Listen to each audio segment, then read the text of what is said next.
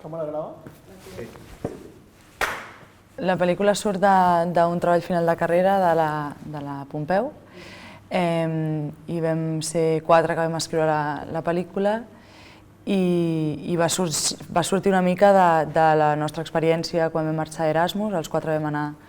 a ciutats diferents i vam posar en comú com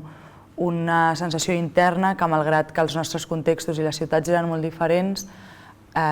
tenia coses en comú. L'Erasmus és molt interessant com a dinamitzador de tota com a context per aquest viatge, perquè és un període de temps tancat,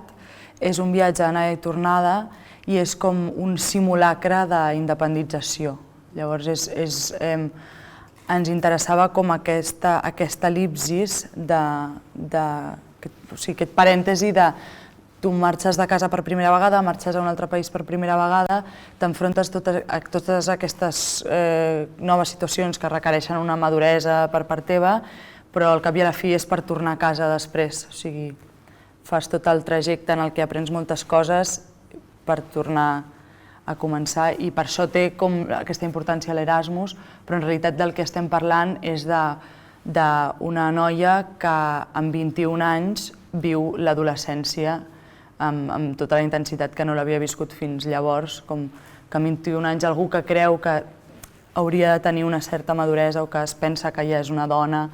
de cop s'està enfrontant per primera vegada a unes responsabilitats no només pràctiques o quotidianes, sinó emocionals, que la descol·loquen i tal, i llavors s'enfronta a aquesta decepció amb ella mateixa. Durant un any hem estat a la universitat desenvolupant la pel·lícula i un cop vam entregar el projecte vam seguir 2 anys més.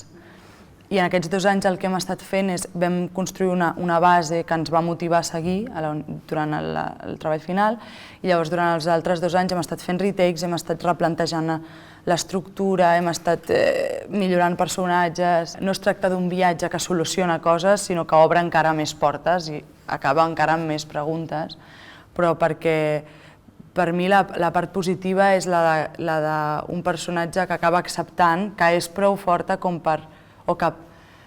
pots projectar que ella és prou forta com per enfrontar-se a les crisis, no que és un personatge que deixa de tenir crisis. Llavors, tot i que sigui un personatge que va molt perdut i expliquem una història d'algú sapastre, egoista en molts moments, sí que és algú que està visquent les coses i llavors, com en aquest sentit, a mi em sembla positiu, perquè també em sembla realista, o sigui, a mi no m'han de... Tot i que en aquell viatge aprengués molt, després he seguit tenint com els marrons més grans, llavors jo crec que això no s'acaba, o és el que m'imagino.